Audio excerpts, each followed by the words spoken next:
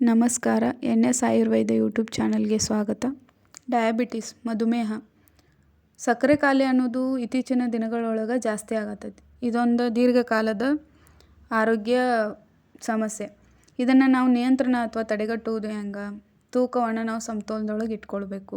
ಆರೋಗ್ಯಕರವಾದಂಥ ಆಹಾರ ಸೇವನೆ ಮಾಡಬೇಕು. ನಿಯಮಿತವಾದಂಥ ಶಾರೀರಿಕ ವ್ಯಾಯಾಮ ಮಾಡಬೇಕು. ಸಕ್ಕರೆ ಮಟ್ಟವನ್ನು ನಿಯಂತ್ರಣದೊಳಗೆ ಇಟ್ಕೋಬೇಕು. ಆರೋಗ್ಯಕರ ಆಹಾರ ಸೇವನೆ ಯಾವುದೆಲ್ಲ ತಿನ್ನಬೇಕು, ಯಾವುದೆಲ್ಲ ನಾವು ಆದಷ್ಟು ಅವಾಯ್ಡ್ ಮಾಡಬೇಕು ಇದ್ರ ಬಗ್ಗೆ ಪಥ್ಯ ಅಪಥ್ಯಗಳನ್ನು ಆಚಾರಗಳು ಆವಾಗ ಸಂಹಿತೆ ಒಳಗೆ ಮೆನ್ಷನ್ ಮಾಡ್ಯಾರ.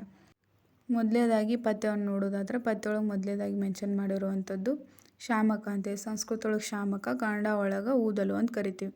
ಇವುಗಳನ್ನು ನಾವು ಕುದಿಸಿ ಬೇಯಿಸಿ ತಿನ್ನಬೇಕು. ನೆಕ್ಸ್ಟ್ ಅವ್ರು ಹೇಳಿರುವಂಥದ್ದು ಕೋದ್ರವ, ಅರ್ಕ ಅಥವಾ ಹರ್ಕ ಅಂತ ಏನು ಹೇಳ್ತೀವಿ ಅದು.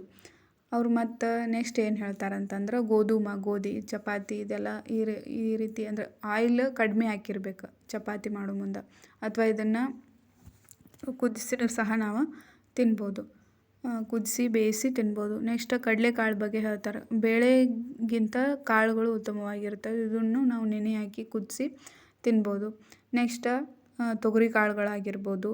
ಹಳೆ ಅಕ್ಕಿ ಅಂದರೆ ಈಗ ಬೆಳೆದು ಸ್ಟೋರ್ ಮಾಡಿ 1 ವರ್ಷ ಆದಮೇಲೆ ನಾವು ಬಳಸುವಂತಹ ಅಕ್ಕಿ. 1 ವರ್ಷ ಆಗಿರ್ಬೇಕು ಆ ಅಕ್ಕಿ ಸ್ಟೋರ್ ಮಾಡಿಟ್ಟ ಅಂದ್ರೆ ಅದರೊಳಗೆ ಸ್ಟಾರ್ಚ್ ಕಂಟೆಂಟ ಕಡಿಮೆ ಆಗಿರ್ತೈತೆ. 1 ವರ್ಷ ಒಳಗೆ ಆ ಪೀರಿಯಡ್ ಆಫ್ ಟೈಮ್ ಒಳಗೆ ಸ್ಟಾರ್ಚ್ ಕಂಟೆಂಟ್ ಕಡಿಮೆ ಆಗ್ತೈತೆ ಅಂತ ಅವನ್ನ ನಾವು ಮಧುಮೇಹ ರೋಗಿಗಳಿಗೆ ಅಡ್ವೈಸ್ ಮಾಡ್ತೀವಿ.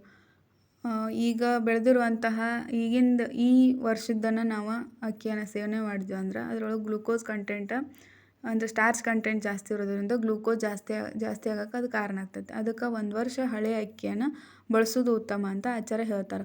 ನೆಕ್ಸ್ಟ್ ಹೆಸರು ಕಾಳೂ ಅದೇ ರೀತಿ ನೆನೆಸಿ ನಾವು ಕುದಿಸಿ ಅಥವಾ ಹುರಿದು ಇದನ್ನು ಸಹ ತಿನ್ಬೋದು. ಹುಳಿ ಕಾಳುಗಳಾಗಿರ್ಬೋದು. ನೆಕ್ಸ್ಟ್ ಬಾರ್ಲಿ ಅಂತ ಏನು ಹೇಳ್ತೀವಿ ಅಂದರೆ ಜವೆ ಗೋಧಿ ಅಂತ ಏನು ಹೇಳ್ತೀವಿ, ಇದನ್ನು ಸಹ ಸಕ್ಕರೆ ಕಾಯಿಲೆಯನ್ನು ಕಡಿಮೆ ಮಾಡೋಕ್ಕೆ ಸಹಾಯ ಮಾಡ್ತೈತಿ.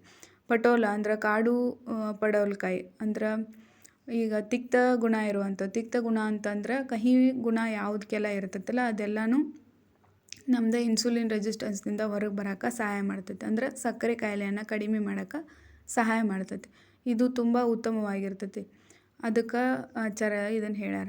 ನೆಕ್ಸ್ಟ್ ಬರುವಂಥದ್ದು ಸೋರೆಕಾಯಿ. ಇದರೊಟ್ಟಿಗೆ ನಾವು ಹಾಗಲಕಾಯನ್ನು ಸೇವಿಸ್ಬೋದು. ಹೀರೆಕಾಯಿ ಇವೆಲ್ಲನೂ ಸಹ ಶುಗರ್ ಲೆವೆಲನ್ನು ಕಡಿಮೆ ಮಾಡೋಕ್ಕೆ ಸಹಾಯ ಮಾಡ್ತಾವೆ. ನೆಕ್ಸ್ಟ್ ಅಪಥ್ಯ ನೋಡೋದಾದ್ರೆ ಸದಾಕಾಲ ಕುಳಿತಿರೋದು ಯಾಕೆ ಹೇಳ್ತಾರಂತಂದ್ರೆ ಸದಾಕಾಲ ಕೂತ್ಕೊಂಡಿರೋದ್ರಿಂದ ನಮ್ಮ ಡೈಜೆಷನ್ ಪವರ್ ವೀಕ್ ಆಗಿರ್ತೈತಿ. ಡೈಜೆಷನ್ ಪವರ್ ವೀಕ್ ಆಗಿ ನಮ್ಮದು ಗ್ಲೂಕೋಸ್ ಸ್ಟೋರ್ ಆಗ್ತಾ ಹೋಗ್ತೈತಿ. ಅದು ಯೂಸ್ ಆಗಂಗಿಲ್ಲ. ಇದರಿಂದ ಇನ್ಸುಲಿನ್ ರೆಸಿಸ್ಟೆನ್ಸ್ ಬೆಳೀತಾ ನಮ್ಗೆ ಡಯಾಬಿಟಿಸ್ ಬರೋ ಸಾಧ್ಯತೆಯೂ ಇರ್ತೈತಿ. ಅದಕ್ಕೆ ನಾವು ಡಯಾಬಿಟಿಸ್ ಬರಬಾರ್ದು ಅಥವಾ ಈಗ ಆಲ್ರೆಡಿ ಡಯಾಬಿಟಿಸ್ ಬಂದಿತ್ತಂದ್ರೆ ಅದರಿಂದ ಮುಕ್ತಿ ಪಡ್ಕೊಳ್ಳೋಕೆ ನಾವು ಸ್ವಲ್ಪ ಆ ಕಡೆ ಈ ಕಡೆ ಅಡ್ಡಾಡ್ಬೇಕು. ನಡು ಬ್ರೇಕ್ ತೊಗೊಳ್ಳಿ. ನಿಮ್ಮದು ಕೂತು ಮಾಡೋ ಜಾಬನೇ ಇರ್ಬೋದು, ಬಟ್ ಮಿಡಲ್ ಬ್ರೇಕ್ ತೊಗೊಂಡು ಸ್ವಲ್ಪ ಸ್ಟ್ರೆಚಿಂಗ್ ಎಕ್ಸಸೈಸ್ ಎಲ್ಲ ಮಾಡೋದ್ರಿಂದ ನಮ್ಗೆ ಹೆಲ್ಪ್ ಆಗ್ತೈತಿ. ನೆಕ್ಸ್ಟ್ ಹಗಲಿ ಮಲ್ಕೋಬಾರ್ದು ಅಂತ ಹೇಳ್ತೀವಿ. ಹಗಲೊತ್ತೊಳಗೆ ಮಲ್ಕೊಳ್ಳೋದ್ರಿಂದ ಏನಾಗ್ತೈತಿ, ನಾವು ತಿಂದಿರುವಂಥ ಆಹಾರ ಗ್ಲೂಕೋಸ್ ಆಗಿ ಏನು ಕನ್ವರ್ಟ್ ಆಗಿರ್ತೈತಿ ಅದು ಯೂಸ್ ಆಗೋದಿಲ್ಲ. ಏನೂ ಎಕ್ಸಸೈಸ್ ಮಾಡತ್ತಿಲ್ಲ, ನಾವು ಮಲಗಿದ್ದೀವಿ ಅಂತಂದ್ರೆ ಆ ಸ್ಟೋರ್ ಆಗ್ತಾ ಹೋಗಿ ಬ್ಲಡ್ ಒಳಗೆ ಶುಗರ್ ಲೆವೆಲ್ ಜಾಸ್ತಿ ಆಗ್ತೈತಿ. ನೆಕ್ಸ್ಟ್ ಧೂಮಪಾನ ಮದ್ಯಪಾನ ಮಾಡೋದ್ರಿಂದನೂ ಕೂಡ ನಮ್ಮದು ಶುಗರ್ ಲೆವೆಲ್ ಜಾಸ್ತಿ ಆಗ್ತೈತಿ. ನೆಕ್ಸ್ಟ್ ಈಗ ನಾವು ಸಕ್ಕರೆ ಆಯಿತು, ಕಬ್ಬಿನ ಜ್ಯೂಸ್ ಆಯಿತು, ಮಾಂಸ ಪದಾರ್ಥಗಳಾಯಿತು, ಬೆಲ್ಲ ಆಯಿತು. ಬೆಲ್ಲ ಒಳ್ಳೆಯದು, ಸಕ್ಕರೆ ಕೆಟ್ಟದ್ದು. ಬೆಲ್ಲ ತಿಂದ್ರೆ ಶುಗರ್ ಲೆವೆಲ್ ಜಾಸ್ತಿ ಆಗೋದಿಲ್ಲ, ಈ ಥರ ಏನೂ ಇರೋದಿಲ್ಲ.